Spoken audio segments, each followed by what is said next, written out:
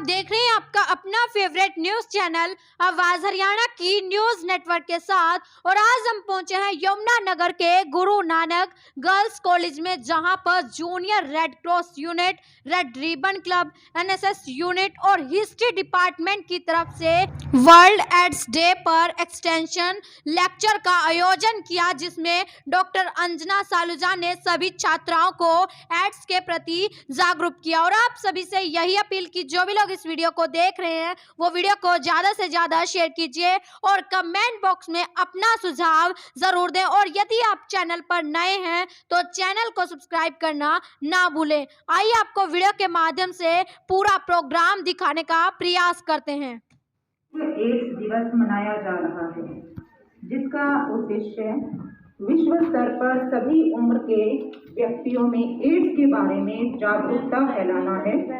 1988 के पश्चात से ही विश्व स्वास्थ्य संगठन द्वारा विश्व स्तर पर इसके प्रति जागरूकता अभियान चलाया जा रहा है, क्योंकि एड्स एक स्वास्थ्य संबंधी गंभीर समस्या है, जिसमें मनुष्य के शरीर में संक्रमण से लड़ने की क्षमता नष्ट हो जाती है और व्यक्ति निष्क्रिय हो जाता है। हालांकि इसके इलाज पर काफी रिसर्च किया जा रहा है, किंतु अभी तक इसका न तो कोई प्रभावी इलाज है और न ही कोई वैक्सीन है। इसलिए बचाव का केवल एक ही रास्ता है और वो है इसके प्रति जागरूक होना। जागरूकता के साथ साथ अदम्य साहस और हिम्मत की भी आवश्यकता होती है, जिससे इस स्थिति का डटकर सामना किया जा सके। और इसकी सुंदर मिसाल प्रस्तुत की है हमारे कॉलेज की ही बीए सेकेंड ईयर की छात्रा मिस ईशिका ने, जो HIV पॉजिटिव है। HIV पॉजिटिव होने के बाद भी ईशिका ने हार नहीं मानी और अपनी जिंदगी को भरपूर आनंद की एक्टिविटी नहीं है जिसमें ईशिका पार्टिसिपेट ना करती हो। इस बच्ची में बहुत उत्साह है और इसमें जो उत्साह है और जोश है उसके दिखने का एक कारण ये भी है कि हमारे जो डायरेक्टर मैम हैं वो काफ़ी मोटिवेट करते रहे हैं ईशिका को और हमेशा उसे आगे बढ़ने के लिए उन्होंने प्रेरित किया है। इसके लिए मैं दिल की गहराइयों से डायरेक्टर मैम को धन्यवाद देती हूँ। ये आसमां छिन गया तो क्या नया ढूंढ लेंगे, हम वो परिंदे नहीं जो उड़ना छोड़ देंगे।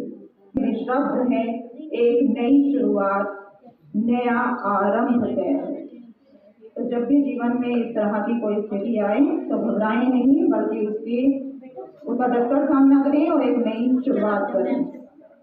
हमारे आज के कार्यक्रम का मुख्य उद्देश्य सभी को एड्स के बारे में जागरूक करना है और इस गंभीर विषय पर अपने विचार साझा करने के लिए आज हमारे साथ उपस्थित हैं डॉक्टर अंजना सलूजा मैम, जो family planning association of India की यमुनानगर ब्रांच की मैनेजर हैं। मैम का 2 साल का मेडिकल ऑफिसर और 10 साल का फैमिली प्लानिंग एसोसिएशन के साथ वर्किंग एक्सपीरियंस है। इसलिए मैं मैम का इस मंच पर अभिनंदन करती हूँ और उनसे अनुरोध करती हूँ कि वो मंच पर आएं और एड्स जैसे गंभीर विषय पर अपने विचार साझा करें और हम सभी का ज्ञानवर्धन करें। जोरदार तालियों के साथ स्वागत करें मैम का। मैं doctor Anjana Saluja, branch manager, family planning association of India. पहले मैं medical officer, as a medical officer मैंने ज्वाइन किया था family planning association of India. It's NGO, एक नॉन गवर्नमेंट नेशनल लेवल पे काम करती है और हम लोग we are having 40 branches all over India. हम 40 ब्रांचेज, इसकी 40 शाखाएं हैं जो कि ऑल ओवर इंडिया काम कर रही हैं। और आप में से ज़्यादातर लोगों को ये पता नहीं शाखा है, तो हम लोग मैं उसकी अब पहले तो मेडिकल ऑफिसर 3 साल रही, उसके बाद आज 7-8 ईयर्स से मैं वहाँ पे एज अ शाखा प्रबंधक, एज अ ब्रांच मैनेजर काम कर रही हूँ।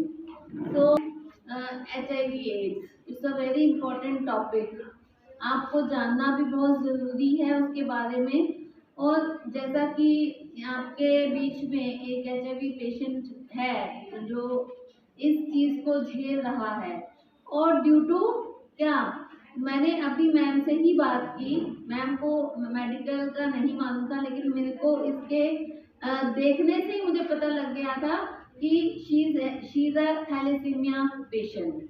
क्योंकि हमें जो सिम्टम्स होती है थैलेसीमिया की, तो थैलेसीमिया एक ऐसी बीमारी है वो किसी को भी हो सकती है। वो आप जैसे अगर पेरेंट्स में से दोनों थैलेसीमिया माइनर, हमें उस चीज़ को भी मतलब ध्यान में रखना होता है। अब बड़े फॉरेन कंट्रीज में तो इस चीज़ को प्रेगनेंसी में ही डिटेक्ट कर लिया जाता है, लेकिन हमारे शहरों में अभी तक है, जब प्रेग्नेंट लेडी डॉक्टर के पास जाती है तो थैलेसीमिया को नहीं डिटेक्ट करते हैं, बट बड़े शहरों में करते हैं, उसके लिए टेस्ट किया जाता है। ये अगर इसके पेरेंट्स को थैलेसीमिया माइनर होगा, माइनर मतलब ट्रेट माइनर होगा, और इसके मम्मी को भी इसके पापा को भी, तो वो बच्चे में जाके मेजर बन जाता है, तो इसको थैलेसीमिया हो गया। समझ गए आप? तो मैं ये कहना चाह रही हूँ कि इसको थैलेसीमिया था, तो वो थैलेसीमिया से HIV एड्स नहीं बन जाता। थैलेसीमिया में क्या होता है कि ब्लड कम ही रहता है, अपना ब्लड बनता नहीं है, तो वो एक ऐसी बीमारी है, तो इसको ब्लड चढ़ाना था, ब्लड ट्रांसफ्यूजन हर महीने, हर 2 महीने के बाद होना था, तो इसको PGI जाना पड़ता था, है ना, आपको जाना पड़ता था, तो वहाँ पे ही ज़्यादातर ट्रांसफ्यूजन होते हैं। तो कोई ऐसा HIV एड्स वाला जब बार बार ब्लड चढ़ाया जाता है, कई बार नहीं टेस्ट हुआ होता है, हम लोग कोशिश करते ही हैं हमेशा कि ब्लड ट्रांसफ्यूजन कम से कम हो। आपको पता है ना कि बहुत इमरजेंसी में ब्लड चढ़ाया जाना चाहिए, उसी तरह से इसको बार बार ब्लड चढ़ाया जाता है, तो हम लोग उसको जो भी ब्लड चढ़ाया गया वो इन्फेक्टेड था HIV एड्स से, तो इसका कोई कसूर नहीं था। लेकिन आज ये वो ऐसी बीमारी से ग्रस्त हो गई जो इसका कोई कसूर नहीं है, इसको वो ब्लड ट्रांसफ्यूजन से उसमें HIV एड्स के जो भी इन्फेक्टेड था, और वो इसको हो गया उस ट्रांसफ्यूजन से। गलती किसकी थी? जिन्होंने टेस्ट ठीक से नहीं किया। वो मैं आपको इस चीज़ से बताऊंगी, इसका एग्जाम्पल देके अपनी PPT से, कि किस तरह से हो सकता था कि उस ब्लड को उन्होंने कैसे सीरियसली नहीं लिया। हमारी इंडिया में इतनी मतलब मैं कह सकती हूँ कि इतनी पॉपुलेशन है, इतनी ज़्यादा पॉपुलेशन है, उसके साइड इफ़ेक्ट्स मतलब बहुत ज़्यादा हैं कि किसी चीज़ को सीरियसली लिया ही नहीं जाता। PGI में आपको पता ही है कितने धक्के, कितनी मतलब कितनी प्रॉब्लम से कोई पेशेंट पहुंचता होगा वहाँ पे। कोई भी जाना पसंद नहीं करता कि प्राइवेट में चेक करवा लेते हैं, अगर वो अफोर्ड कर सकता है तो, है ना, अफोर्ड कर सकता है तो वो सोचते हैं कि हम प्राइवेट में चेक करा लेंगे, PGI नहीं जाएंगे। लेकिन जो नीडी होते हैं, जो नहीं करा सकते, जिनकी बीमारियां इतनी सीरियस होती हैं, वो PGI तक जाते हैं, फिर वहाँ पे कुछ इस तरह की चीज़ें हो भी सकती हैं, क्योंकि नहीं टेस्ट हुआ या कुछ इस तरह से हुआ, तो आप ब्लेम किसी को नहीं कर सकते। ये अब किसको ब्लेम करेंगे, कब चढ़ा, कौन सा ब्लड चढ़ा, किसको ब्लेम करेंगे, नहीं कर सकते। ऐसा ही हुआ होगा ना, यमुनानगर में चढ़ा। अब देखो यमुनानगर में चढ़ा था इसको, अब ये क्या कह सकते हैं, कौन सा ब्लड इसको चढ़ा, आपने फिर किया था कुछ कंप्लेन? यही चीजें हैं ना, अब इसने यमुनानगर में चढ़ा और उन्होंने रिकॉर्ड छुपा दिए, उनको बताया नहीं, तो उसका भी कारण मैं आपको थोड़ा सा बताऊंगी कि किस तरह से उन्होंने टेस्ट नहीं किए, कितनी लापरवाही है इस तरह की कि एक बच्चे की जिंदगी आपको दांव पे लगानी पड़ गई इस चीज में। ठीक है, तो हम स्टार्ट करते हैं अपनी, क्योंकि आज एड्स डे है, आपको पता है एड्स डे कोई बताएगा? एक बच्चा फटाफट से, कोई भी स्टूडेंट की एड्स डे 1 दिसंबर को ऑब्जर्व किया जाता है, किस लिए ऑब्जर्व किया जाता है?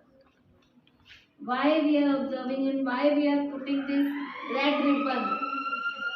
आप सब रेड रिबन मतलब हर कॉलेज में, हर स्कूल में हम लोग बनाते हैं हम लोग, कमेटी सी बनाते हैं, क्लब बनाते हैं और करते हैं।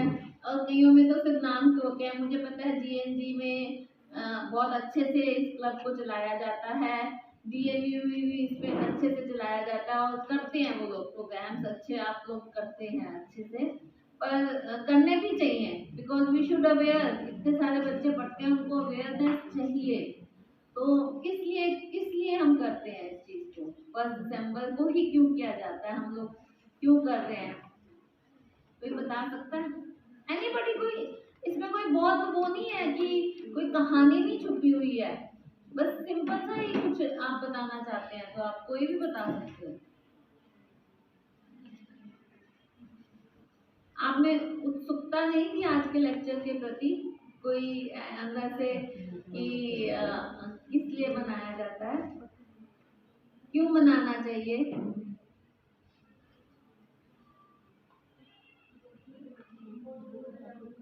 एक एक बच्चा कोई ऐसे आपस में, हम आपस में नहीं बात करेंगे, एक कोई भी है नहीं बड़ी। देखिए कई दिन मनाए जाते हैं। अभी पीछे एक डे मनाया जा रहा था कि violence against, gender based violence का था वो, ठीक है। तो क्यों स्पेसिफिकली एक दिन? क्योंकि हर रोज तो केसेस होते हैं। आप ये देखो ना, एड्स के केसेस रोज कुछ ना कुछ आते ही होंगे। तो एक दिन को हम रख लेते हैं, जैसे 1 दिसंबर, ठीक है, तो उसको मार्क कर दिया 1 दिसंबर। तो आप चाहे वीक लॉन्ग प्रोग्राम्स करो, ठीक है। आज हमारा हेल्थ चेकअप कैंप भी हो रहा है जगाधरी में, मुखर्जी जी पार्क में, एफपीआई के तौर पे एक हेल्थ चेकअप कैंप भी हम कर रहे हैं। और मैं यहाँ पे लेक्चर के लिए जैसे आई हूँ, तो हम लोग अवेयरनेस के लिए कि अ, इसको हम, जरूरी नहीं है कि आज 1 दिसंबर है तो 1 दिसंबर को ही हम कुछ करें। हम एक डे को मार्क किया ताकि पूरे आप देखो ना, सारे न्यूज़पेपर, सारे टीवी में, सब में ये एक डे को मार्क किया जाएगा कि एड्स डे है आज। तो इसको पूरे वर्ल्ड में, तो इसको पूरे वर्ल्ड में ऑब्जर्व किया जाएगा और हर जगह कोई ना कोई एक्टिविटी की जाएगी, एवरीवेयर। हर स्कूल, हर कॉलेज, हर स्कूल, मतलब एवरी इंस्टीट्यूशन, हर जगह इसको गवर्नमेंट की तरफ से भी हर जगह अवेयरनेस प्रोग्राम किए जाएंगे। बड़े बड़े जैसे किसी किसी को बुलाया जाएगा ताकि कुछ और कई स्कीम्स लॉन्च की जाएंगी इस डे पे, है ना। एक पर्टिकुलर डे इसलिए हो गया ये कि पर्टिकुलर डे है, तो इस दिन को आपने भी इसी दिन रखा, ठीक है। हम लोग भी इस दिन कुछ ना कुछ करते हैं, एनजीओज भी करेंगी और सब संस्थाएं भी करेंगी जिनको मालूम है। और सेकेंडली हम लोग तो इसको वीक लॉन्ग ले जाएंगे कि एक हफ्ता ही हम इसको चलाएं, अवेयरनेस प्रोग्राम्स करें, हेल्थ चेकअप कैंप्स करें और इस तरह से। इसलिए बस, और कुछ भी नहीं है इसमें कि आप सोचो कि बहुत बड़ी कोई कहानी छुपी है कि इसके लिए मनाया जाता है। हर डे के लिए कोई, हर कोई चीज के लिए हमें एक डे तो फिक्स करना पड़ता है ना, कि गर्ल चाइल्ड डे है, ये डे है, वो डे है, तो ताकि अवेयरनेस हम कर सके। चाहे हम उसको एक हफ्ता ही क्यों ना चलाएं, पूरा हफ्ता चलाएं, एक्टिविटीज करें, आप ये भी कर सकते हैं, इस तरह की चीजें भी कर सकते हैं, ठीक है। तो अब मैं अपनी इस पे पीपीटी पे आती हूँ। सबसे पहले तो मैं आपको ये बताऊंगी एचआईवी एड्स और एड्स और एचआईवी में क्या डिफरेंस है। सबसे पहले तो आप प्लीज बड़े ध्यान से सुनना। एचआईवी का मतलब है ह्यूमन इम्यूनो डेफिशिएंसी वायरस, ठीक है। इट इज अ वायरस, ये एक वायरस है। तो ये जो एड्स बीमारी है, ये क्या हो गई, एक वायरल डिजीज। आपको पता है ना, अभी पीछे कोरोना था तो ये वायरल डिजीज थी। तो ये भी एक वायरस से ही होती है, ना कि बैक्टीरियल है, ना कि कोई किसी और चीज की होती है, ये वायरल डिजीज है। तो वायरस ही इसको करता है। तो इसका वायरस का नाम है ह्यूमन इम्यूनो डेफिशिएंसी वायरस, यानी कि ये सिर्फ ह्यूमंस में होती है, इसलिए ह्यूमन इम्यूनो डिफिशियंसी, यानी कि रोगों से लड़ने की शक्ति को कम करना, रोग प्रतिरोधक क्षमता, जो आपकी रोगों से लड़ने की शक्ति है, यानी कि जो हमारे police force of the body है। हमारी पुलिस फोर्स क्या है हमारी बॉडी की? वाइट ब्लड सेल्स जो होते हैं, हमारी बॉडी में 3 तरह के सेल्स होते हैं, red blood cells, white blood cells, platelets. तो हमारे जो वाइट ब्लड सेल्स हैं वो हमारी पुलिस फोर्स है, उनकी कमी जब हो जाती है या एक तो वो लो हो जाते हैं और उनकी क्वालिटी कम हो जाती है, उनकी क्वांटिटी कम हो जाती है, दोनों चीजें जब कम हो जाती हैं तो हमारे रोगों से लड़ने की शक्ति कम हो जाती है। तो ये वायरस इस चीज को करता है, मतलब इस चीज को करने, ये वायरस उस चीज को करता है, तो ये इसका नाम उस टाइप से रखा गया। Next slide. तो एड्स क्या है? तो HIV क्या है? अलग चीज है, एड्स अलग चीज है। एड्स एक पूरी बीमारियों का समूह है, एक सिंगल बीमारी नहीं है। हम एड्स को एक बीमारी नहीं कहेंगे कि जैसे आप सोचते हो ना कि एक बीमारी सिंगल आप ले लो कि कोई सिंगल बीमारी हो गई आपकी, कॉलेरा है तो उसमें ये है भी कॉलेरा हुई है आपको, या फिर मलेरिया है तो मच्छर के काटने से हुई है, ऐसा नहीं है। इसमें अलग अलग चीजें हैं। ये एक्वायर्ड इम्यूनोडेफिशिएंसी सिंड्रोम, यानी कि ए से एक्वायर्ड, इम्यून आई से इम्यून और डी से डिफिशिएंसी एंड सिंड्रोम मीन्स समूह, ठीक है, बीमारियों का समूह। तो एक्वायर्ड यानी कि नॉट इनहेरिटेड, मतलब ये इनहेरिटेड नहीं है। जैसे हमारे को कई चीजें इनहेरिटेड हो जाती हैं, यानी कि डायबिटीज है, शुगर की बीमारी है, हाइपरटेंशन की बीमारी है। तो क्या हाइपरटेंशन यानी कि बीपी हाई वगैरह होना, या ये अगर आपकी फैमिली में किसी को, जैसे सभी को शुगर की बीमारी है, तो ऑब्वियस है कि आप लोगों में से मतलब आने वाली जनरेशन में से जरूर होगी उनको शुगर की बीमारी, ठीक है। और अगर हाइपरटेंशन की बीमारी है तो उनमें से किसी को हाइपरटेंशन की जरूर आगे चलेगी, इनहेरिटेड चलेगी। और अगर किसी को हार्ट की बीमारी ज़्यादा है घर में और उनको भी चलेगी। अगर किसी को कैंसर घर में है तो आगे भी इनहेरिट हो सकता है कैंसर भी, तो उनको ये चेकअप कराते हैं। इस तरह से एड्स इनहेरिटेड नहीं है। अगर किसी को एड्स है तो ये जरूरी नहीं है कि वो इनहेरिटेड ही चलेगा, कि उसके मतलब आगे आगे पुश्तों में चलने वाला है। वो तो अगर वो रख रखाव ठीक से करेंगे तो वो नहीं होगा, मतलब ऐसा इनहेरिटेड डिजीज नहीं है वो कि भाई किसी को हुई थी पहले तो वो हो जाएगी, या जैसे इनहेरिटेड नहीं। और आई मतलब वीकेंड द इम्यून सिस्टम, जैसे कि मैंने आपको बताया आपके इम्यून सिस्टम को वो कमजोर कर देगी, यानी कि आपके वाइट ब्लड सेल्स को वो क्वांटिटी और क्वालिटी में डाउन कर देगी। डी यानी कि creates deficiency of CD4 plus cells in the immune system. वही बात है कि वाइट ब्लड सेल्स जो होते हैं उसमें कई तरह के दूसरे सेल्स होते हैं, CD4 सेल्स और cells in the immune system. तो राइट डाउन भी करना चाहते हो तो you can write down also, ठीक है। अगर आपके सिलेबस में है या फिर इस तरह से है तो आप राइट डाउन भी कर सकते हो, क्योंकि आप बाद में इसको डिस्कशन भी कर सकते हो, सुन भी सकते हो। जो है तो हमारी बॉडी के डिफेंस सेल्स, यानी कि हमारी बॉडी का जो डिफेंस सिस्टम है यही सेल्स हैं, तो इनको अटैक करेंगे। The virus affects both qualitatively and quantitatively, यानी कि उसकी क्वालिटी को भी डाउन करेगी और उनकी क्वांटिटी को भी डाउन करेगी। Full blown AIDS develops when the T4 cell count below 200 per cubic millimeter, यानी कि अगर इसकी क्वांटिटी T4 सेल्स की 200 पर क्यूबिक मिलीमीटर से कम हो जाती है तो इसका मतलब आपको फुल ब्लोन एड्स हो गई है।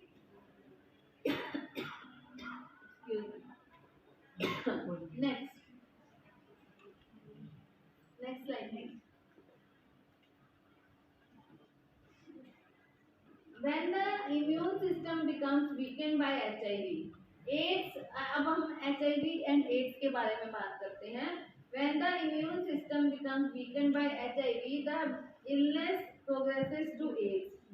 जब हमारा इम्यून सिस्टम का वीकनेस हो जाता है HIV, जब HIV अटैक करता है और हम कोई ट्रीटमेंट नहीं लेते हैं, ठीक है, हम एज ही वी आर गोइंग ऑन, तो ओके, मुझे लगा मेरी वॉइस ही वो बहुत ज़्यादा हो रही है।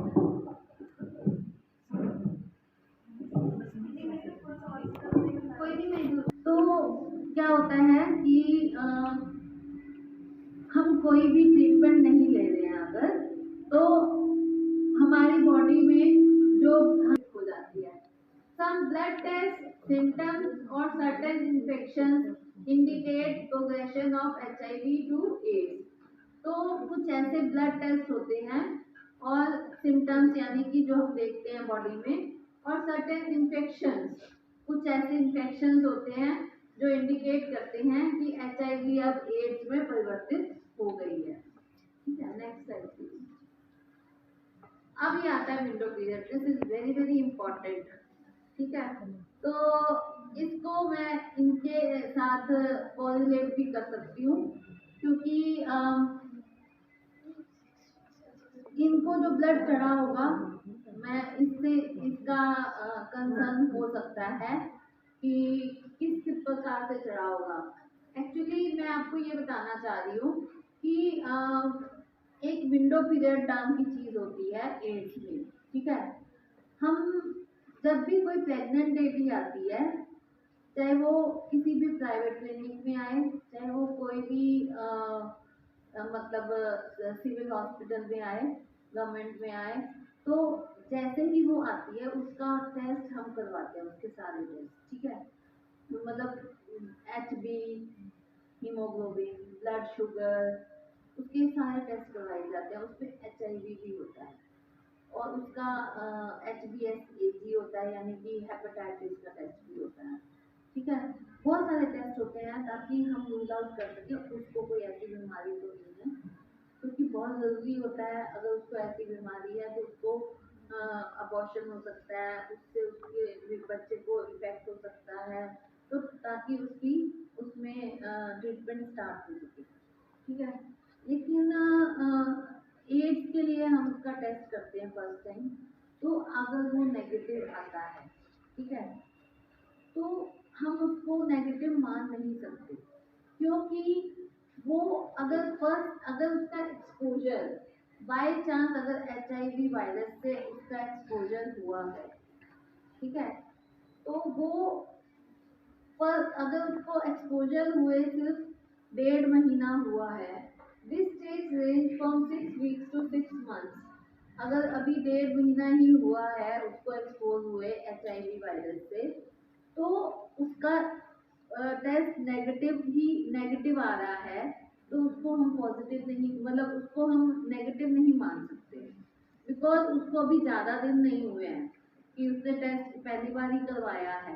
तो उसको वो विंडो पीरियड जो है 6 वीक से 6 मंथ्स आफ्टर एक्सपोजर, यानी कि एक्सपोजर के 6 हफ्ते से लेके 6 महीने तक हम उसको नेगेटिव नहीं मान सकते। 6 महीने बाद हमें दोबारा रिपीट करवाना पड़ेगा उसका ब्लड टेस्ट, तब अगर नेगेटिव आती है तो हम मानेंगे कि वो नेगेटिव है। ये विंडो पीरियड है, इसको आप जो मर्जी समझो, हिंदी में मैं कुछ नहीं कह सकती इसको, आप इसका एक वो सोचो कि ये बहुत ही इम्पोर्टेंट पीरियड है। अब इसके केस में क्या हुआ होगा, हो सकता है कई केसेस हो सकते हैं, या तो जब इनको ब्लड चढ़ा तो वो उन्होंने टेस्ट नहीं किया उसका HIV का, जो ब्लड किसी ने दिया होगा या टेस्टेड, अदरवाइज तो ऐसा होता है, हम कहते हैं ब्लड बैंक से दो, आपने ये सही से लिया था ब्लड बैंक से, तो अगर उधर से कंप्लेंट, मतलब बहुत बड़ी, ये एक बहुत बड़ी गलती है, क्योंकि जो हम ब्लड पहले वो क्या डोनर को बुलाते हैं, ब्लड दिया जाता है, वो टेस्टेड ब्लड देते हैं, ना कि वही वाला ब्लड देते हैं। ठीक है, टेस्टेड ब्लड होगा, तो वो टेस्टेड ब्लड या तो उन्होंने टेस्ट नहीं किया, एक कारण, सेकेंडली HIV का ब्लड 2 बार उसका विंडो पीरियड, क्या पता उसने एक्सपोजर हुआ हो और उसका विंडो पीरियड में ब्लड हमें नहीं पता कि विंडो पीरियड तो नहीं हम गिन रहे ना उसका, ये चीज़ें भी उनको मायने रखती हैं कि विंडो पीरियड 6 हफ्ते से 6 महीने है, वो एक्सपोजर के बाद उसने जस्ट ब्लड दिया हो और जो जिसका इनको चढ़ाया गया और वो पॉजिटिव आना हो इनको चढ़ गया हो, ठीक है। 2 कारण हो सकते हैं, मैं इससे कोरिलेट इसलिए कर रही हूँ। तो ये बहुत डेंजरस का कारण है, इसीलिए हम लेकिन इनका केस ही ऐसा है थैलेसीमिया का, ये ब्लड चढ़ाए बिना रह नहीं सकता। तो मेरे हिसाब से उस समय जब ब्लड चढ़ाया जाना इनको चाहिए तो टेस्टेड ब्लड तो लेके आते हैं, तो खुद भी एक बार टेस्ट करा लेना चाहिए।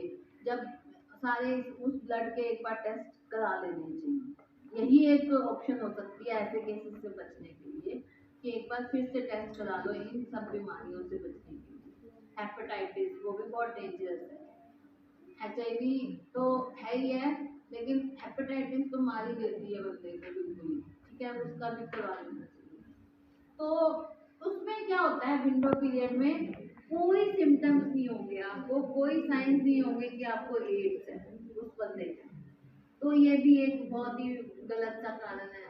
The stage is most dangerous as a person can easily transmit the disease, और उस पीरियड में बीमारी फैल भी सकती है, सिम्टम्स भी नहीं है, साइंस भी नहीं है, बंदा नेगेटिव आ रहा है, लेकिन वो ट्रांसफर कर सकता है दूसरे person window period. Antibody test are positive during this stage, antibody test अगर उसका होता है तो वो पॉजिटिव आ सकता है उस स्टेज में, लेकिन क्या है कि कॉस्टली होता है, गवर्नमेंट उसको करवाती नहीं, दैट टेस्ट इज कॉस्टली, तो बचते हैं ये लोग इस चीज़ों से। तो ऐसी चीज़ में अगर वो एंटीबॉडी टेस्ट कर ले उसका तो बेस्ट। नेक्स्ट, लेबोरेटरी डायग्नोसिस, तो लैब के जो टेस्ट होते हैं डेमोन्स्ट्रेशन ऑफ HIV एंटीजन, ये आपको पता नहीं लगेगा कि ये लैब के टेस्ट हैं। Demonstration of anti HIV ELISA test, इसका फुल फॉर्म है एंजाइम लिंक्ड इम्यूनोसॉर्बेंट एसे, ये cheap and easy to do है। वेस्टर्न बोर्ड टेस्ट, ये कॉस्टली होता है। नेक्स्ट, अब मोड ऑफ ट्रांसमिशन में आते हैं हम कि ये कैसे फैलता है, ठीक है। ये थोड़ा डीपली लिखा हुआ है, आपको मैं बहुत इजी वे में 4 तरह का बताऊंगी, बिल्कुल clear and cut. Being a doctor मैं आपको बिल्कुल क्लियर, और आप भी ग्रोन अप गर्ल्स हो, दे मस्ट बी 18 अबव, सारे 18 अबव हैं, तो ऐसा कुछ नहीं है जो आपसे छुपाया जा सके, क्योंकि इसमें ये चीज़ आनी ही आनी है। इसमें बहुत बहुत बहुत वो दिया, ये भी मैं आपको बताऊंगी, लेकिन बिल्कुल पहले 4 कारणों का मैं बता दूँ। सबसे पहले 4 कारण होते हैं इसके। एक सबसे पहला कारण होता है कि ये सेक्सुअल इंटीमेसी, सेक्सुअल इंटरकोर्स करने से 85% होता है। अगर आप कुछ यूज नहीं करते और सेक्सुअल इंटीमेसी से अगर दूसरे पर्सन को HIV एड्स है, तो आपको अगर आप कॉन्डम यूज नहीं करते तो 85% तो ये सेक्सुअल इंटरकोर्स से होता है। समझ गया? मेरे को समझ आ रही है आपको कि नहीं समझ आ रही? ठीक है, तो 85% तो ये उसी से होता है, क्योंकि सेक्सुअली देखिए कई लड़कियों की फेस पे स्माइल भी है, तो बेटे स्माइल करने से तो कुछ नहीं होने वाला।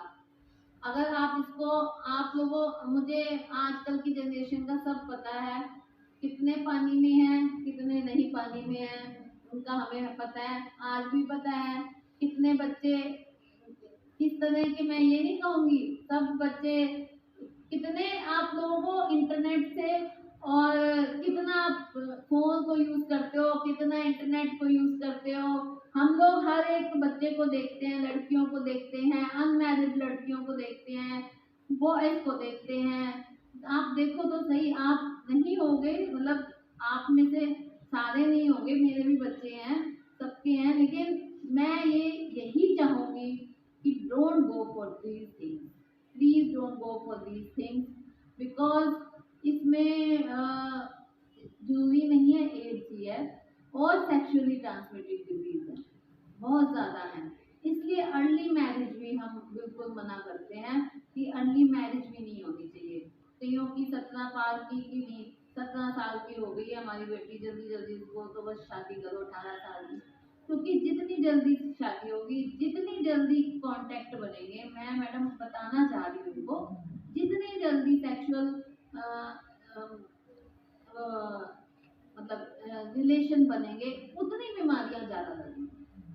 उतना जितनी लंबी आपकी रिप्रोडक्टिव साइकिल होगी ना, मतलब बच्चे पैदा करने की और ये सब करने की, उतने ज्यादा इन्फेक्शन होते हैं। जितनी लेट होगा ना, जैसे आपकी शादी 26 साल में हुई है, उतना लेट रहेगा आपको इन्फेक्शन होने का डर, आपको समझ भी आ जाएगी तब तक। और 18 साल वाली 19 साल में शादी हो रही है, उस बच्चे को इतनी समझ नहीं होती है, उस लड़की को उसकी जो मेंटल लेवल होता है, इमोशनली मैं आउट ऑफ द उस जा रही हूँ, उसका उतना डेवलप नहीं हुआ होता है, उसके सपने हाई होते हैं कुछ और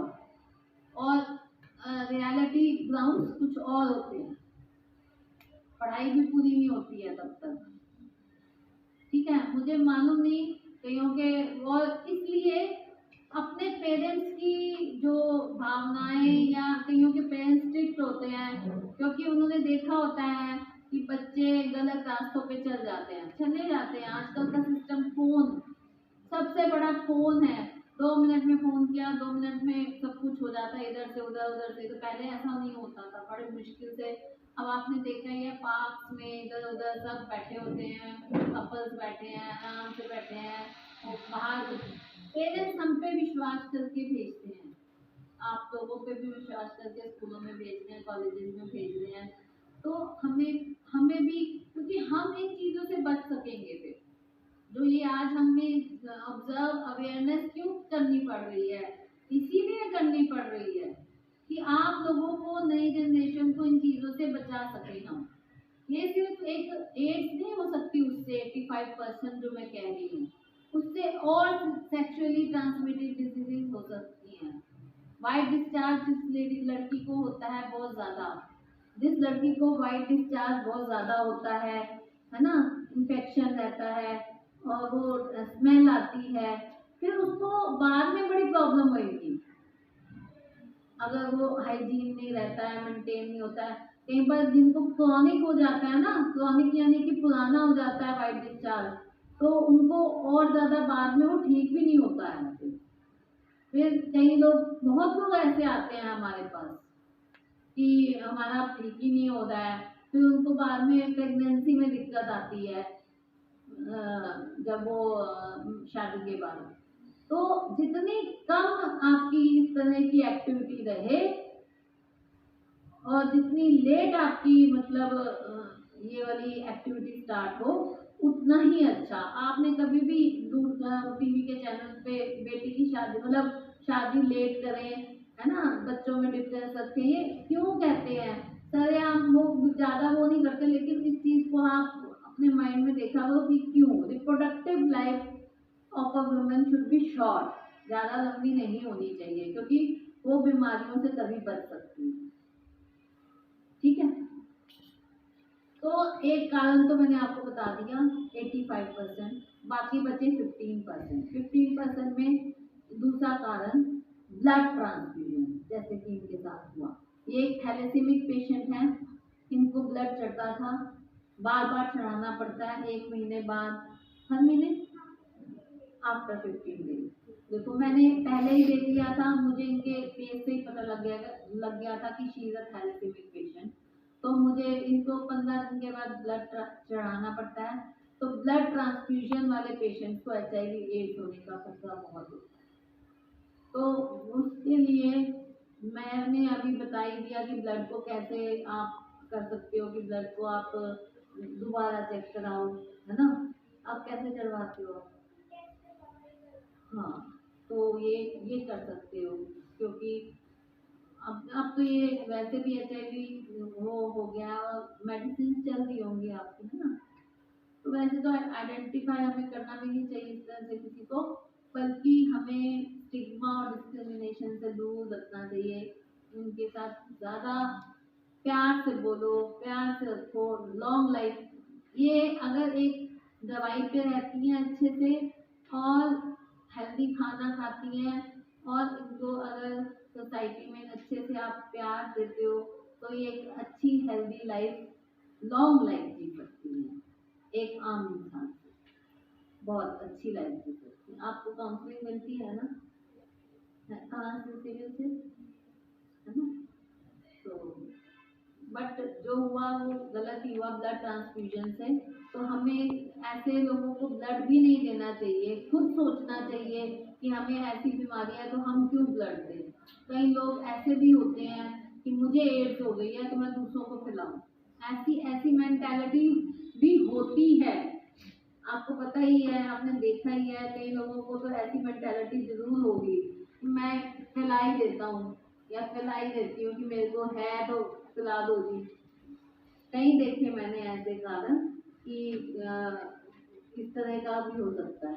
थर्डली, डिस्पोजेबल नीडल्स, जो डिस्पोजेबल नहीं, जो हमारी नीडल्स होती है ना इंजेक्शन लगाने वाली जो होती है, वो अगर डिस्पोजेबल होनी चाहिए, आपके सामने खुलनी चाहिए।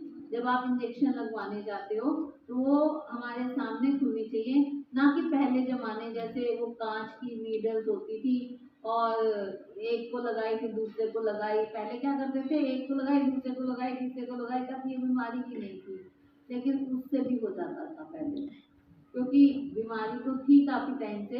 लेकिन अब तो आपको पता ही है डिस्पोजेबल होती हैं, आपके सामने ही खोली जाती हैं। ब्लड टेस्ट करवाने जाते हो तो आप जरूर नोट करो कि आपके सामने खोली जाती हैं, और आपको इंजेक्शन लगता है तो आपके सामने खोली जाती है।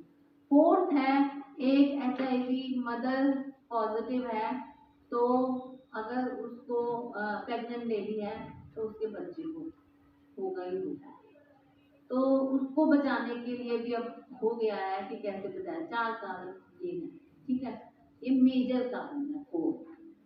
तो अब इसमें मैं फटाफट इसको गो थ्रू हो जाती हूँ। Sexual contact most important mode of transmission of HIV world wide. Heterosexual, homosexual, non consensual sexual exposure, assault, यानी कि कई बार रेप केसेस भी होते हैं, सेक्सुअल असॉल्ट भी हो रहे होते हैं, बच्चों के साथ असॉल्ट हो रहा होता है, हमें पता ही नहीं होता है। असॉल्ट का मतलब पता है आप सबको, हाँ कि नहीं? हाँ, तो असॉल्ट होते हैं, रेप केस होते हैं उस टाइप से। हेट्रोसेक्सुअल, होमोसेक्सुअल यानी कि उन लोगों को भी ज्यादा होता है जो कि जैसे कि लेस्बियन होते हैं, लड़कियां लड़कियों के साथ रिलेशन बनाती है, लड़के लड़कों के साथ रिलेशन बनाते हैं, ट्रांसजेंडर ये लोग।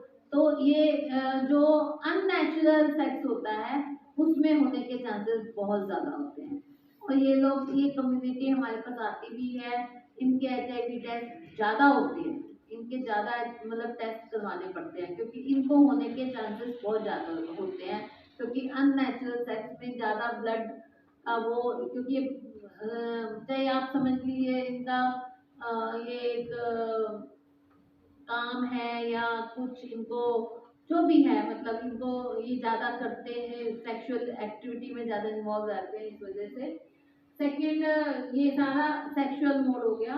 फिर है पेरेंट्रल ब्लड और ब्लड प्रोडक्ट ठीक है, मैंने जैसे आपको बताया ब्लड ट्रांसफ्यूजन और या कोई इन्फेक्टेड ब्लड और blood fluids through contaminated shapes, donated organ, जब हम ऑर्गन डोनेट करते हैं, किडनी या जैसे लिवर डोनेशन, कुछ भी डोनेट करते हैं, तब टेस्ट सारे होने चाहिए, कोई विंडो पीरियड का जरूर ध्यान रखना चाहिए, ठीक है। फिर traditional procedures, some traditional procedures जैसे कि आप कर सकते हैं, टैटू बनवाते हैं, ठीक है, ट्रेडिशनल है ना, कईयों के प्रदेशों में, राजस्थान में यहाँ पे टैटू छपवाने ये सब, और पियर्सिंग करनी, कई लोग पियर्सिंग करवाते हैं ना, अब हम भी पियर्सिंग करवाते हैं, जैसे कान में है, नाक में है, तो needle should be sterilise.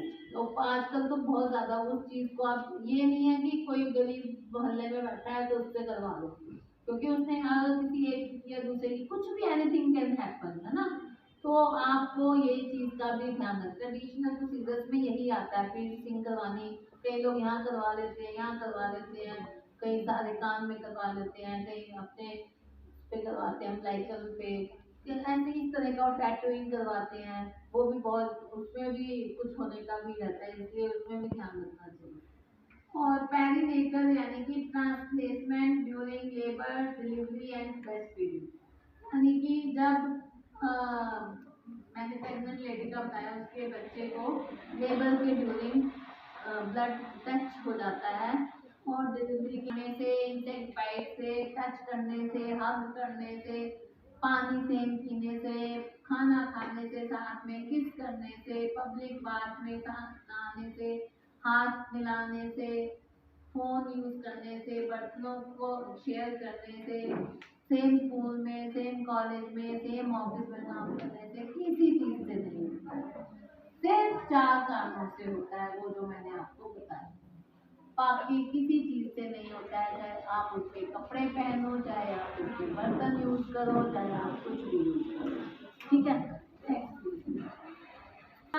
Negative impact क्या है? Impact of global HIV, negative economic impact of country, क्योंकि देखो ये ओवरबर्डन डिजीज है। अगर ये एक डिजीज बन गई है तो ये हमारी सारी कंट्रीज पे क्या है, अलग सिस्टम बनाना पड़ रहा है। HIV एड्स का अलग से सब कुछ, हर हमारे देश में ही ले लो, हर स्टेट में हैक्स है, पैक्स है, पंजाब में पैक्स कहते हैं, और हरियाणा में हैक्स कहते हैं। हर देश में, हर प्रदेश में अलग अलग करके इसकी एक कमेटी बनाई गई है। और जैसे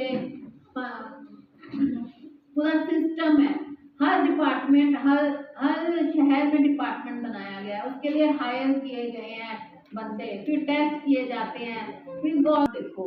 तो negative economic impact on countries, तो सारी कंट्रीज पे ओवरबर्डन है, तो इनका नेगेटिव इकोनॉमिक इम्पैक्ट तो होगा ही ना, कि ओवरबर्डन हो जाते हैं हमारे सिस्टम्स। तो सेकेंडली, ओवरस्ट्रेन्ड हेल्थ केयर सिस्टम, तो हमारे जो हेल्थ केयर सिस्टम्स हैं गवर्नमेंट के, आप देख लो कितने वैसे ओवरबर्डन है, टीबी है, ये है, वो है, कितनी चीजें तो पहले ही चल रही हैं, तो एक एड्स का और बनाना पड़ता है। और डिक्रीज लाइफ एक्सपेक्टेंसी, यानी कि हमारी लाइफ की एक्सपेक्टेंसी भी डिक्रीज हो जाती है। तो ये ग्लोबल वो है। Reversal of child survival gains, increase number of orphans, sometimes अगर पेरेंट्स को होता है, बाद में बच्चों को नहीं होता है और पेरेंट्स की डेथ हो जाती है, तो अनाथ ज़्यादा हो जाते हैं, ऑर्फन्स ज़्यादा हो जाते हैं। Next, some alarming facts and figures. 3 countries face the biggest threat for HIV/AIDS by 2025.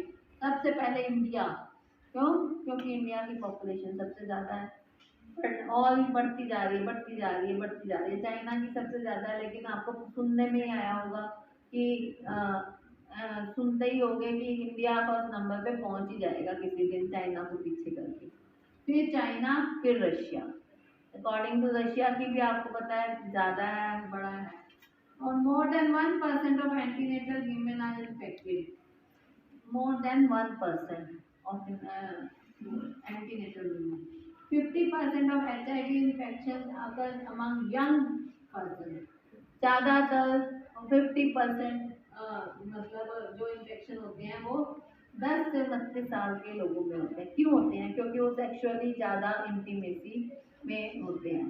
क्योंकि 15% सिर्फ होता है इससे, ब्लड से, इससे उससे 15% बहुत कम होता है, 85% होता है, 85% सेक्सुअल उससे। तो जो यंग जनरेशन होती है वो ज़्यादा इस चीज़ में इन्वॉल्व होती है, तो इस वजह से उनको ज़्यादा होने के चांसेस हैं। India has the 3rd largest number of people living with HIV in the world. सुनते हो आप लोग? The 3rd number. And 2.1 million at the end of 2013 का है ये, and accounts for about 4 out of 10 people living with HIV in the world. चलो next. अब इसके साइंस और सिम्टम्स क्या हैं, ये भी पता होने सबसे ज़रूरी है कि कैसे पता लगेगा कि आपको HIV एड्स है। या साइंस डॉक्टर देखता है, मतलब, और सिम्टम्स आपको खुद पता लग जाते हैं, ठीक है। ये 2 चीज़ें होती हैं। Weight loss greater than 10% of body weight, अगर आपका वेट लॉस 1 महीने में ही 10% ऑफ बॉडी वेट, मतलब greater than 10% of body weight आपका वजन लूज हो रहा है 1 महीने में ही, मतलब ये टाइम पीरियड है, बिना किसी कारण के, यानी कि आप कोई डाइटिंग नहीं कर रहे, ना आप कोई कुछ भी नहीं कर रहे, आपका एकदम वेट लॉस हो रहा है और आपको कुछ भी नहीं है, ठीक है, तो अ, ना आप डाइटिंग कर रहे हो, ना आप जिम जा रहे हो, ना आप एक्सरसाइज कर रहे हो, कुछ नहीं कर रहे हो। Second, fever for longer than 1 month, आपको कॉन्टिन्यूअस फीवर है, कोई कारण नहीं समझ आ रहा है फीवर किस लिए है, और आपको 1 महीने से ज़्यादा फीवर चल रहा है लॉन्गर देन 1 मंथ, तो up and down up and down, आप पैरासीटामोल लेते हो, उतर जाता है फिर चढ़ जाता है, आपको कोई कारण ही नहीं समझ आ रहा है, मतलब डॉक्टर को कोई कारण समझ नहीं आ रहा है कई बार, वो कई बार ये चीज़ है। Diarrhoea for longer than 1 month on end of all the time, diarrhoea यानी कि लूज मोशंस और वॉमिटिंग वगैरह, ये सब मतलब आपको ऑन एंड ऑफ ही रहता है, पेट खराब ही रहता है ज़्यादातर, और ऑन एंड ऑफ ही रहता है, और ये भी 1 मंथ है। परसिस्टेंट स्वेयर फटीग, यानी कि हर समय आपको थकावट रहती है, हर समय बहुत ज़्यादा थकावट रहना, लगातार हर समय बहुत ज़्यादा थकावट रहना। नेक्स्ट, उसमें मैं और कुछ भी ऐड करूँगी, जो वो पिछला स्लाइड था ना, ये तो 4 कारण लिखे हैं ना, इसमें और भी चीज़ें हो सकती हैं। खांसी खत्म ना होना, खांसी लगातार रहना, मतलब खांसी जुकाम और नमोनिया वगैरह हो जाना, ये सब चीज़ें भी आती हैं उसमें, और आ, इस तरह का चीज़ें हो गई, और भूख ना लगना, और क्या कहते हैं और कई तरह के इन्फेक्शन होते हैं ना, जैसे दूसरी बीमारियों में वो भी हो जाना, मतलब ये सारे लक्षण, एक लक्षण नहीं आप सोचोगे कि आपका वेट लूज हो रहा है तो आप सोचोगे कि एड्स हो गया, ये सारे इकट्ठे होना, इकट्ठे चलना। अब एक बीमारी में, टीबी में क्या होता है कि टीबी में आपको खांसी रहती है, वेट लूज होता है, भूख नहीं लगती है, टीबी में भी ऐसा ही होता है ना, खांसी रहती है, उसमें बलगम भी आती है, तो टीबी के पेशेंट को भी एड्स हो सकता है, एड्स के पेशेंट को भी टीबी हो सकता है, तो ये आपस में कोलिंक्ड है, क्योंकि दोनों में ही इम्यूनिटी कम है, ठीक है, तो हमें फिर उसको देखना पड़ता है। तो टीबी में तो हम सिर्फ डायग्नोसिस कैसे कर लेते हैं, एक्सरे करवा लेते हैं ना, तो एक्सरे में पता लग जाता है कि इसको टीबी है कि नहीं है, कैसे है, तो वो डायग्नोसिस हो जाता है। तो मैं आपको इसको एग्जांपल से भी दे देती हूँ। एक यंग लड़का था, 25-6 ईयर्स का, तो वो यहाँ पे रिजाइड नहीं करता था, तो उसको ना मेरे को फोन आया कि मेरा भांजा है, उसको ना वो ठीक ही नहीं हो रहा है, वो यंग एज का है, कि मैंने कहा उसको सब जगह दिखा लिया हमने, तो उसको ट्रीटमेंट भी चलता है, फिर वो थोड़ा दिन ठीक रहता है, लेकिन वो ना बिल्कुल ठीक नहीं हो रहा है, तो हम लोग तो एज पे बहुत काम करते हैं, मेरा तो माइंड उधर ही जाता है हमेशा, एक तो यंग एज, मैंने कहा उसका नेचर कैसा है, इधर उधर जाने का कैसा है, मतलब वो बस इधर उधर है, घूमने फिरने का ज़्यादा शौकीन है, मुझे लगा कि वो इधर उधर जाता है तो उसका मतलब बाहर भी जाता है थोड़ा सा, तो मैंने पूछ भी लिया उनसे कि ऐसा है कि रिलेशन रिलेशन का कुछ क्योंकि मुझे पता नहीं है, ऐसा तो मुझे पता नहीं है, लेकिन बाहर वो तो जाता रहता है, उसका है भी ऐसा, सही है, मतलब कंट्रोल में नहीं है। तो मैंने कहा अच्छा, तो फिर उन्होंने सेकेंडली मुझे बोला कि उसका ना बुखार भी नहीं जा रहा है, मैंने कहा अच्छा, तो मैंने कहा कहते सब डॉक्टर्स को दिखा लिया, वहाँ के बड़ा शहर था, तो उसको आराम नहीं आ रहा है, मैंने कहा सारे टेस्ट भी करवा लिए हैं हमने, कुछ भी उसको पता नहीं लग रहा है, तो मैंने उनको कुछ साइंस पूछे, उसका वेट लॉस भी बता दिया उन्होंने है, और भी चीज़ें मैंने पूछी, बुखार ये वो, मैंने कहा आप ना उसका HIV टेस्ट कराओ, तो उन्होंने अगले दिन HIV टेस्ट करा दिया, HIV टेस्ट पॉजिटिव आ गया। तो किसी डॉक्टर ने HIV की तरफ ध्यान नहीं दिया था प्राइवेट। फिर मैंने उनको कहा अब वो पॉजिटिव आ गया, अब उसको गवर्नमेंट कॉलेज को हॉस्पिटल लेगा, ट्रीटमेंट तो गवर्नमेंट ही देगी, प्राइवेट में तो ट्रीटमेंट है नहीं है, वही देते हैं क्योंकि वहाँ नाम लिखा जाता है, पता क्योंकि वहीं से ही ट्रीटमेंट होता है। फिर उसका ट्रीटमेंट चला वहाँ से। फिर मैंने उसको बोला कि आपने मैरिज मत कर कि क्योंकि अगर मैरिज करोगे तो सेक्सुअली ये मतलब जो भी होगा, बेबी भी चाहेंगे, ये भी होगा, कुछ इस तरह से थोड़ा सा प्रॉब्लम आएगी। तो उन्होंने कहा अच्छा। फिर उसने क्या किया, उसने लव मैरिज कर ली, ठीक है। तो अब मैंने उनसे कहा, मैंने तो आपको मना किया था, तो कहते अब वो लड़की को उसने बता दिया था, लड़की नॉन मेडिकल थी, अब उनका आई डोंट नो आगे क्या हुआ, बच्चा भी शायद हो गया उनका। तो अब किस तरह से हुआ, क्या हुआ, आई डोंट नो कि क्या है। तो लोग अवेयर, अब मेरे कांटेक्ट में नहीं था ना पेशेंट, तो वो कहते हैं ना कि कई चीज़ें ऐसी होती हैं कि दवाइयाँ ले रहा है लेकिन वो कब तक वो करेगा। लड़की ये ऐसे ऐसे मेरे पास केस मैंने देखे हुए हैं इस तरह के। तो आप लोग को अच्छी लाइफ जीनी है, अच्छी लाइफ जियो, ठीक है।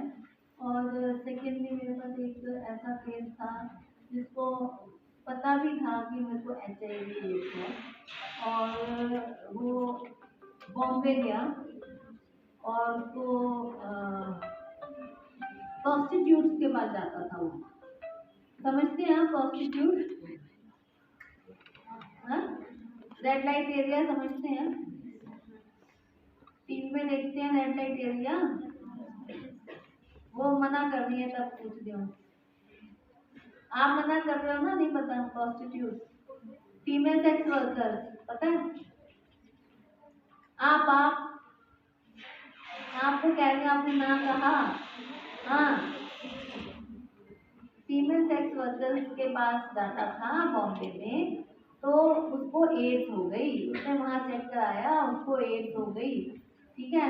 वो उसके माँ बाप ने कहा यहाँ आजा, यहीं का है वो, मतलब यहीं था, यहीं किसी गांव का भाई जो भी था। तो उसने यहाँ आके चुप चुप रहने लग गया। उसके माँ बाप ने कहा तेरी शादी करनी है हमें। मना कर सकता था वो कि मुझे नहीं करनी, या कुछ भी कर सकता था। तो उसने क्या किया कि शादी कर ली, और उसको बुखार तो रहता ही था। और उसने क्या किया कि वाइफ के साथ रिलेशन भी बना लिए, इतना वो था, हफ्ता रिलेशन बनाए। हफ्ते बाद डॉक्टर के पास गया, पर्ची थी उसकी जेब में बॉम्बे वाली, और अपना गया वो वहाँ पे हॉस्पिटल। और फिर जब आपको आप मना कर दो, आपको शादी नहीं करनी हो, आप तो उसके साथ रिलेशन भी बना रहे अपनी वाइफ के साथ, और उसके बाद पर्ची भी थी।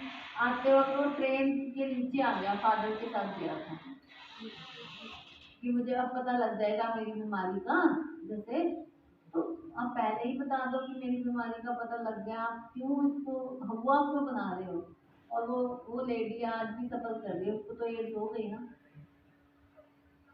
उसको वो तो हो गई पॉजिटिव। तो ऐसे ऐसे मेरे को मतलब इस तरह के एग्जाम्पल आते हैं, तो हमें उसी से अवेयरनेस और सीखना चाहिए, ठीक है। तो अवेयरनेस नहीं है ना, लोगों में अवेयरनेस नहीं है कि ये क्या चीज़ है, कैसे समझाया भी जाता है, प्रॉपर में समझ नहीं आती या क्या नहीं होता, ये मुझे पता। Next, AIDS can affect everyone, male, female or child. An HIV positive person looks normal looker. The virus that causes AIDS can be transmitted without the person knowing it. बता के नहीं घुसता कि मैं घुस रहा हूँ आपके बॉडी में। It is fatal and has no cure yet. कोई इसको जैसे एक बार शुगर हो जाए, उसको खत्म करने के लिए कोई दवाई नहीं है ना, इसके लिए भी कोई दवाई नहीं है कि ये बिल्कुल हट जाए।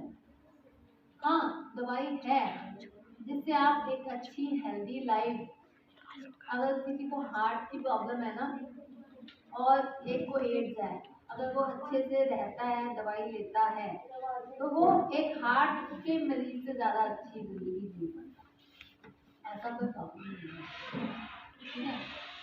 तो इग्नोरेंस, अगर आप इग्नोर करते हो, वो आपको दर्द, बेचैनी, ये सब चीज़ें आपके मन में लाएगी। Transgender even effect more by transgender, मैंने आपको बता दिया, जो कि ये जो कैटेगरी होती है ट्रांसजेंडर की, जैसे कि मेल, हेमिसेक्सुअल मेल, जो आदमी जो लड़के लड़की बनने की वो होती है, वो लोग, इनको ज़्यादा इफेक्ट करती है क्योंकि वो अननेचुरल सेक्स करते हैं। Next, voluntary counselling and testing. जो हाई रिस्क ग्रुप होता है ना, उनकी VCTC होनी चाहिए, यानी कि जो हाई रिस्क ग्रुप है, जैसे कि ट्रांसजेंडर है, वल्नरेबल ग्रुप है, उन लोगों की जरूर काउंसलिंग होनी चाहिए। Allow individuals to know their HIV status. हमें इंडिविजुअल्स का HIV स्टेटस जरूर पता होना चाहिए, अपना टेस्ट जरूर करवाना चाहिए। प्रोवाइड अर्ली एक्सेस टू, ये जो VCTC है, access to HIV counselling, treatment and care should take place in isolation, knowledge of status is voluntary। Isolation में होनी चाहिए VCTC, यानी काउंसलिंग और टेस्टिंग, किसी को बताया नहीं जाना चाहिए, क्योंकि हमारा समाज ऐसा है, वो समाज अप्रूव नहीं करता, समाज मतलब स्टिग्मा देता है, डिस्क्रिमिनेशन देता है, वो बहुत गलत है। एक HIV पेशेंट भी आम इंसान है, वो उसको अपनाओ, अपनी कम्युनिटी में आराम से लो, बल्कि कुछ नहीं होगा उसका। वो कोई किसी की जो भी है, मतलब उसको अपनाने का मतलब उसको, उसका नाम भी नहीं वैसे होना चाहिए, अभी कोई नाम नहीं देता है, तो मतलब उसको जैसे सिविल हॉस्पिटल में नाम वगैरह दिया जाता है, बिल्कुल आपको कभी भी आप जाओगे ना कि लिस्ट दे दो हमें, हम जैसे, वो कभी आपको किसी का नाम नहीं देंगे, बिल्कुल कॉन्फिडेंशियल रखा जाता है। Next, test is mandatory for safety in cases of donation of blood, semen, organs. कभी भी टेस्ट कब मैंडेटरी होता है? जब हम ब्लड देते हैं, जब सीमेन देते हैं, जब ऑर्गन देते हैं, तो डोनेट करते हैं। Diagnostic testing, consent is must after pre test counselling. इसमें काउंसलिंग बहुत जरूरी होती है। अगर हम किसी का टेस्ट कर रहे हैं तो प्री टेस्ट काउंसलिंग होती है और पोस्ट टेस्ट काउंसलिंग होती है, क्योंकि प्री टेस्ट इसलिए कि उसको बताना हमें फर्ज है कि तेरा इस के लिए टेस्ट हो रहा है, ऐसा ऐसा रिपोर्ट भी आ सकती है, ऐसे ऐसे नहीं भी आ सकती है। पोस्ट टेस्ट में ये बताना पड़ता है कि आप नेगेटिव हो या आप पॉजिटिव हो, तो ताकि उसको शॉक ना लगे। नो लॉ टू से the test is necessary.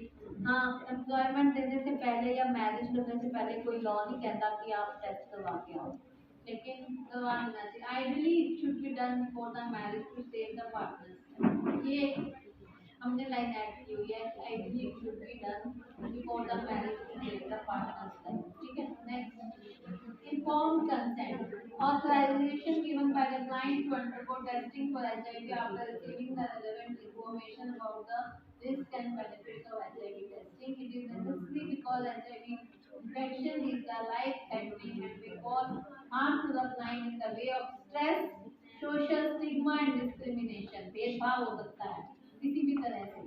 HIV testing, use of approved HIV test kit and testing protocols not recommended without pre-test and post-test. ये बहुत जरूरी है, pre-test and post-test counseling. Next please. Pre-test counseling confidential and non-judgmental, यानी कि जब हम test से पहले करते हैं, हमारे यहाँ भी होता है टेस्ट, तो कॉन्फिडेंशियल रखा जाता है और नॉन जजमेंटल, कि भाई तू तो ट्रांसजेंडर है, तेरे को तो होगा ही नहीं। You should not be judgemental. हम अगर हमारे पास कोई अनमैरिड गर्ल भी जैसे अबव 18 अबॉर्शन कराने आती है, we should not be judgemental, क्योंकि MTP एक्ट कहता है, आपने सुना भी होगा कि वो हम जजमेंटल नहीं हो सकते being a service provider. We are service provider, हम सर्विस दे रहे हैं। जैसे टीचर्स हैं, लेक्चरर्स हैं, ये सर्विस दे रहे हैं, ये जजमेंटल नहीं हो सकते कि ये किस बैकग्राउंड से लड़की आ रही है, किस एरिया से आ रही है, गरीब घर से, अमीर घर से। आप जजमेंटल नहीं हो सकते। उसी तरह से हम जजमेंटल नहीं हो सकते कि उस केस में भी और इस केस में भी कि ये ट्रांसजेंडर है, ये टेस्ट कराना है, ये पॉजिटिव होगा, ये नेगेटिव होगा। हमें होना भी नहीं चाहिए, लेकिन इंसानी जो दिमाग है ना वो बहुत ऐसा सा है, आपको पता ही है कि वो बहुत कुछ सोच लेता है, लेकिन हमें नहीं होना। मैं इतने साल के एक्सपीरियंस के बाद बहुत चेंज हो चुकी हूँ, तो मेरा इस तरह की चीज़ों में वो नहीं जाता है।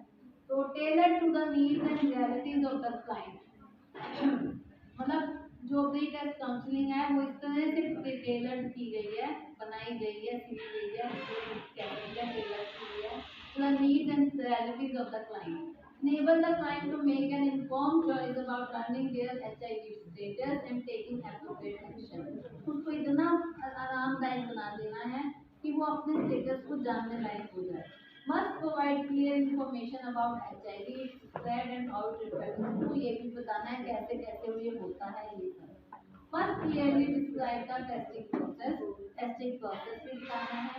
Science understanding about advantages and disadvantages of knowing this HIV status, ये भी देखना है। Next, पोस्ट टेस्ट में नेगेटिव तो विंडो पीरियड बताना है उसको कि आपको विंडो पीरियड फिर दोबारा चलाना है। Limitations of the test, need of a repeat test after 3 months, exposure is 6 हफ्ते का एक्सपोजर है उसका। तो risk reduction strategies including safer sexual behavior, मतलब at the correct use of condoms. Next, positive test result, अगर positive आता है तो क्लाइंट को रिश्योर करना है, इमोशनल और साइकोलॉजिकल सपोर्ट देना है, बहुत जरूरी है, अदरवाइज स्ट्रेस में आ जाए। Explain the difference between HIV infection and AIDS, दोनों में डिफरेंस बताना है, क्योंकि एड्स तो एक फुल जोन डिजीज हो जाती है, HIV एक अभी छोटे लेवल का रहता है, सिर्फ पॉजिटिव ही है। ठीक है, tell the client that people with HIV can remain healthy for a long period, ये जरूर बताना है कि जो HIV पॉजिटिव है वो बहुत लंबा जीवन जी सकते हैं आराम से। Discuss partner notification and the risk of domestic violence, उसको ये भी डिस्कस करना है कि आपने अपने पार्टनर को बताना है मैरिज है तो, और and the risk of domestic violence, हो सकता है उसको अपने पार्टनर से हुआ हो, है ना, में। Next please, be honest towards your partner, how to save life, be careful towards your sexual activities, जैसे मैंने आपको बताया, be alert when given and taken blood, ये 3 चीजें बहुत important है। Thank you.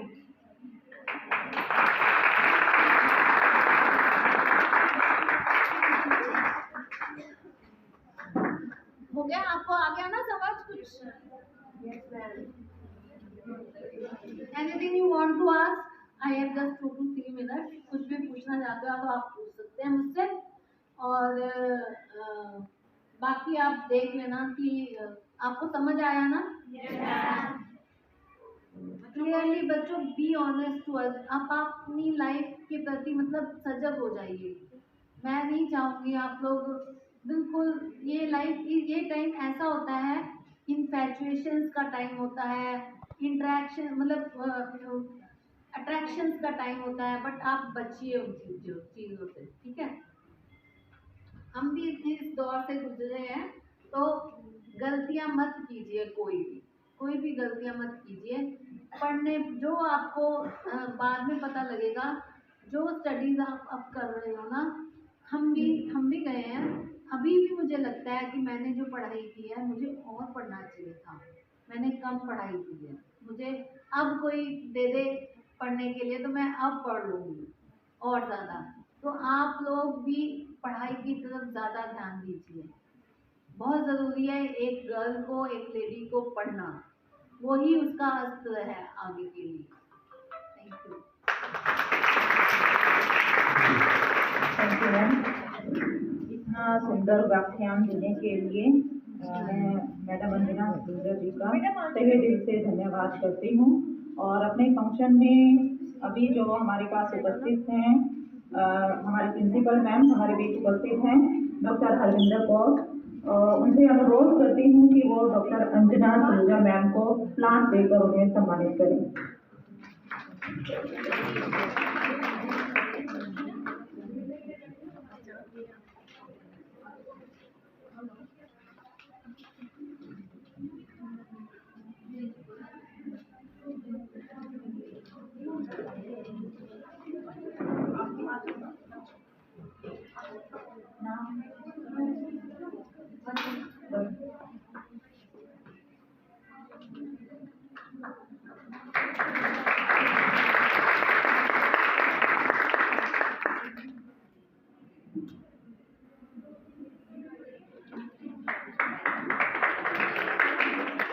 Thank you ma'am. वंदना कुछ अपने विचार साझा करना चाहती हैं आपके साथ।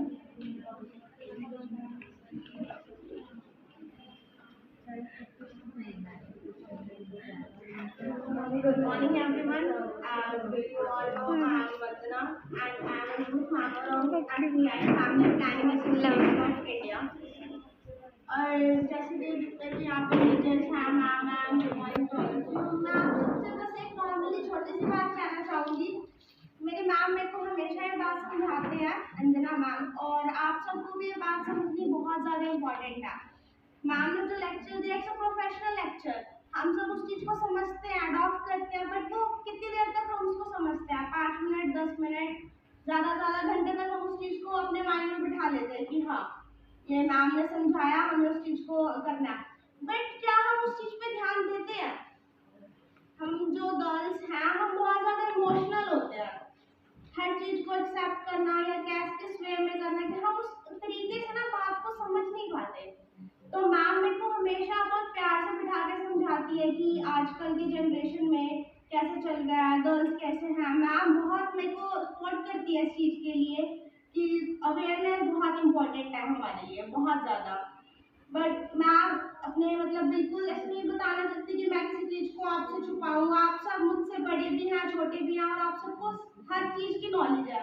You are aware of everything, you know everything जो मतलब आजकल हो रहा है। तो गर्ल्स के लिए सबसे इम्पोर्टेंट थिंग, कभी भी इमोशनली अटैच मत हो किसी चीज़ से भी। इमोशनली अटैचमेंट और इमोशनली ब्लैकमेल कभी भी मत करो किसी के साथ भी। अगर आप किसी चीज़ से आप किसी के साथ रिलेशन में हैं या आप किसी के साथ भी टच में हैं, अगर कोई आपको इमोशनल करे कि नहीं आप ये चीज़ ऐसे नहीं ऐसे करो, ऐसे नहीं ऐसी चीज़ करो, तो हम गर्ल्स इमोशनल होके उस चीज़ को अडेप्ट कर भी लेती है। हम डरते हैं उन चीज़ों से कि अगर हमने इसका कहना नहीं माना तो कल हमारे साथ क्या हो जाएगा, अगर हमने इसका जो इसने बोला ऐसे ना किया तो क्या हो जाएगा। ये इस चीज़ से बाहर निकलो, इस चीज़ को अवेयर करो। कभी भी अपनी चाहे आप कोई लड़का है चाहे किसी भी बड़े को अपनी कमजोरी मत दिखाओ, आपकी वीकनेस पॉइंट मत दो किसी को कि आपका वीकनेस पॉइंट क्या है। जितनी गर्ल्स स्ट्रॉन्ग है ना, और कोई नहीं हो सकता आप जितना स्ट्रॉन्ग। बट उस चीज़ को क्योंकि हम अपने यूथ में हम अपने आसपास देखते हैं, उस लड़के ने उस लड़की का चक्कर में आके ये कर लिया वो कर लिया, तो इन सब चीज़ों से थोड़ा उठो, आगे बढ़ो, देखो कि क्या कुछ हो रहा है। हम अपने खुद के आसपास देखते हैं कि इस लड़की ने उस लड़के के साथ किया, उसने उसकी बात नहीं मानी तो लड़के ने उसकी वीडियोस वो कर दी या फोटोज लीक कर दी। इन सब चीज़ों से थोड़ा डिफरेंट होके अपने आप को स्टेप बैक करो, उठाओ खुद को, इन सब चीज़ों से लड़ना सीखो। और अगर मैम ने बहुत सारी प्रिवेंशन की और हमें अवेयरनेस की चीज़ें बताई हैं, तो girls you should be aware कि आप इन सब चीज़ों से थोड़ा दूर रहें। ये सब कुछ नॉर्मल थिंग है कि आप सबको इस चीज़ से फेस करना ही पड़ेगा। कुछ टाइम दो अपने आप को, अपनी शादी आप खुद भी देखते होंगे, मैं मैम के साथ अब जो भी है मैम के साथ वहाँ पे काम करती हूँ, तो जितने भी लेडीज़ हैं जिन न्यूली मैरिड होती हैं वो हफ्ते 1.5 हफ्ते के बाद आ जाती है सब, मैम इन्फेक्शन हो गया, मैम इन्फेक्शन हो गया। तो वो इन सब चीज़ों से रिलेटेड है। अब जो अनमैरिड होती हैं वो इन चीज़ों को सफ़र करती हैं बिकॉज वो डॉक्टर्स के पास नहीं जा सकते डायरेक्टली, नहीं जा सकते, वो उन सब प्रॉब्लम्स को अंदर अंदर सफर करती हैं, वो मेडिसिन लेती हैं छुप छुप के, या कुछ खाती हैं, या कुछ भी वाइट स्टार्च की प्रॉब्लम्स बहुत ज़्यादा होती हैं, इंटीमेट पार्ट से वो बहुत ज़्यादा हो जाती हैं। तो आप इन सब चीज़ों से कि हम दूसरों की वजह से उस चीज़ से निकल के ना बाहर सीखो कि ये सब जितना भी ना हो सके ना उतना ना ही करो। मैं ये नहीं कहती कि हमें हर टाइम फोर्स ही किया जाता है, सबकी अपनी अपनी खुद की मेंटालिटी होती है कि हाँ सबको पता है कि क्या चीज़ राइट है क्या चीज़ रॉन्ग है, बस द मेन थिंग इज कि किसी के बहकावे में आके या किसी के डर से उस चीज़ पे इफेक्ट मत करो। इतना अपने खुद की सोचने की क्षमता रखो कि हाँ भाई हमें इस चीज़ के लिए अभी हम रेडी हैं या नहीं है। हमारी फैमिलीज जो एजुकेटेड है, हमारी मदर्स जो एजुकेटेड है, डॉक्टर्स टीचर्स, वो हमें हमेशा इसी चीज़ के लिए प्रेफर करते हैं कि आप थोड़ा खुद को दो टाइम, आप अपनी स्टडी पे ध्यान दो। क्यों देते हैं? क्योंकि उन सबको पता होता है कि आगे इन सब के रीजंस, इन सबको आगे कैसे सफ़र करती हैं लड़कियाँ। कुछ लड़कियाँ होती हैं जो चलो अपने आप निकल से उस चीज़ को स्ट्रांगली बहुत अच्छे से हैंडल कर पाती हैं, बट कुछ इन सब चीज़ों की वजह से बहुत सफ़र करती है। तो हम सबको उनका साथ देना चाहिए, हम सबको उनको अवेयर करना चाहिए।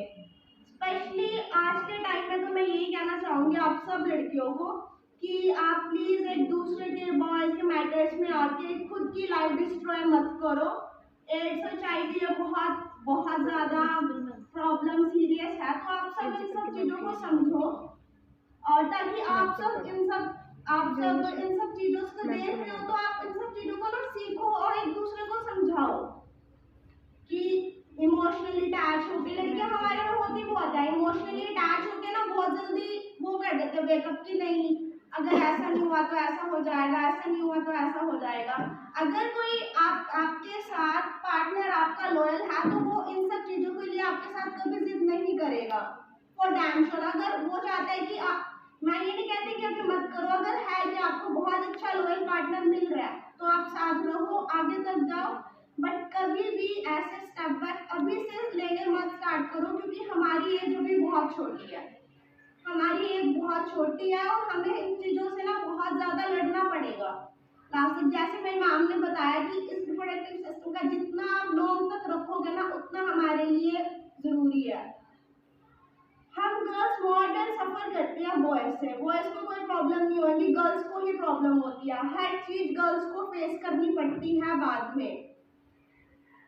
प्रिकॉशंस मस्ट गर्ल्स को ही करने पड़ते हैं, तो आप सब प्लीज़ ध्यान रखें और